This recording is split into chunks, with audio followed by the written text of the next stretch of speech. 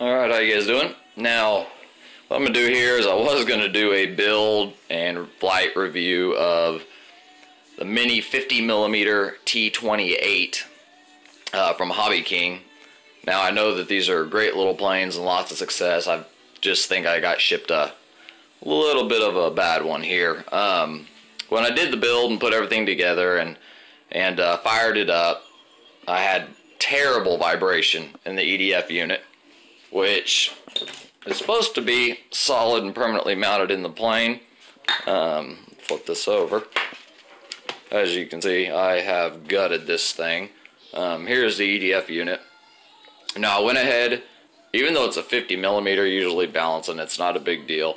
But even when I had it out, I did a static run by holding the unit carefully like this. And if you do this, be very careful, because even a little 50mm can catch a finger. The balance wasn't too bad. I got it close enough to where it's smooth in my hand, which is what I wanted.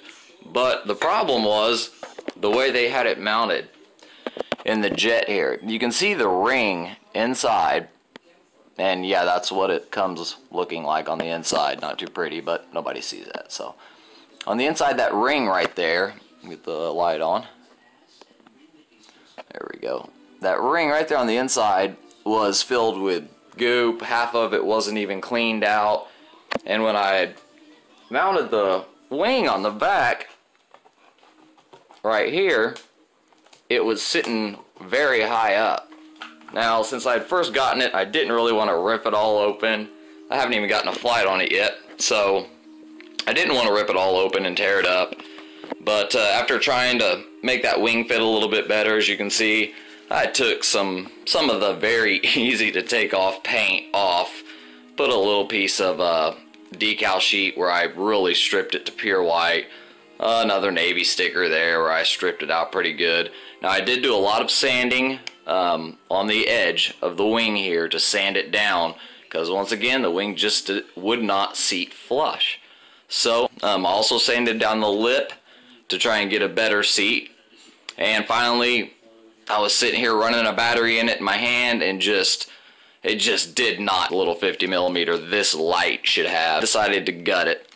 Now that I've gutted it, I'm going to do some work, which I'll do in a follow-up video because I don't want to get too... I've got the fan out. It was covered in junk. I'm still cleaning it. Like I said, hand hooked up, it runs smooth, no vibration at all. So my fan's good. I'm not worried about it. I did sand a little bit on the blades, on the ends of the blades. I'll have to cover that in another video as well. But I've got it now to where I can seat it. If I can get it here with one hand, sorry guys. I've got it now to where I can seat it inside where it is supposed to go.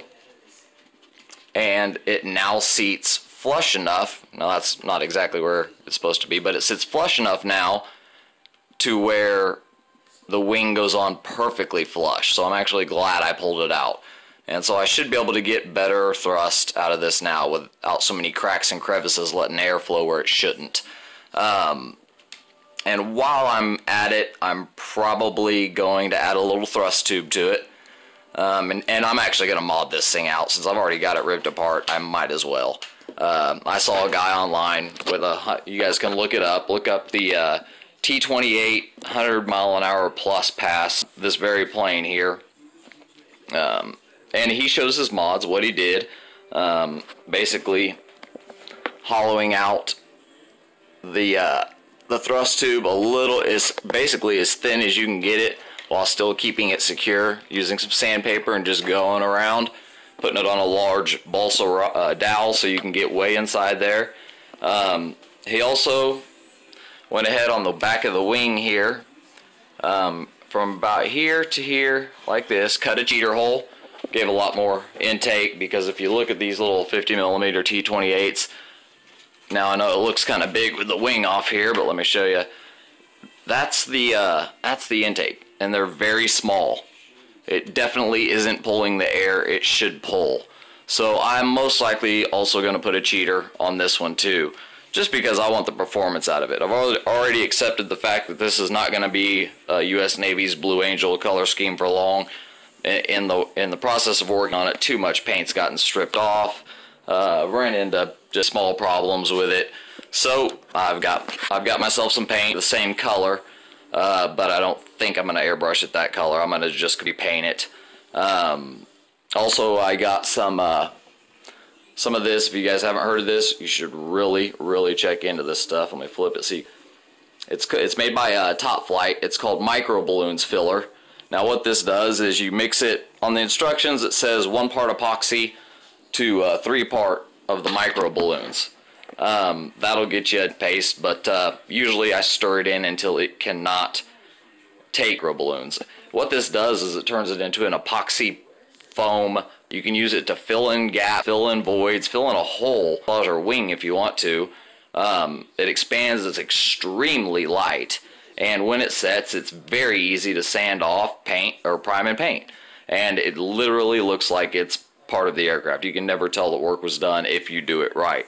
And I'm going to cover actually how to use those just in a completely different segment on a different jet as well. But yeah, it's the T-33 from Hobby King. It's a good jet. I've seen lots of them fly. I've got buddies that fly them, but I just got shipped a unit that they just installed the fan, not only without cleaning the grooves out, but something I didn't mention is the fan, when it was in, was a little high, which is what caused my wing to seat high, but it was also tilted at an angle. Now when I ran it, you could hear the fins rubbing, you could hear everything, and that's because in between the little, hopefully you can see it here, these little spars here, if you I don't even have to push, just barely touch it at all, any pressure on this outside casing here, any at all, will cause the blades to hit wherever that pressure is coming from. So I'm really going to clean out the inside.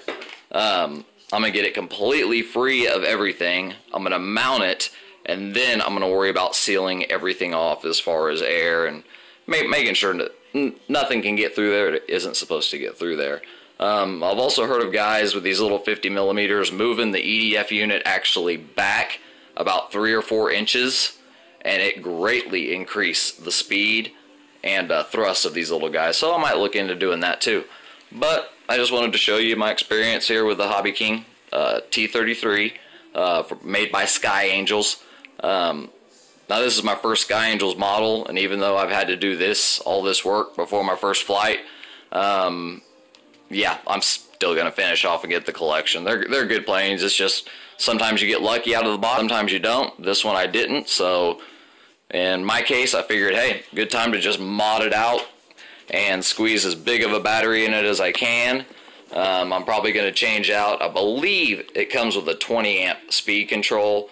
I'm not sure, but that's not going to be there long. I'm getting ready to pull out and put in an E-flite 30 amp speed control so I can run a little bit higher battery.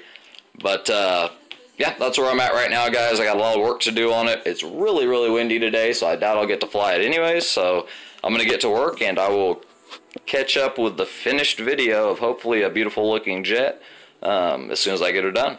Thanks.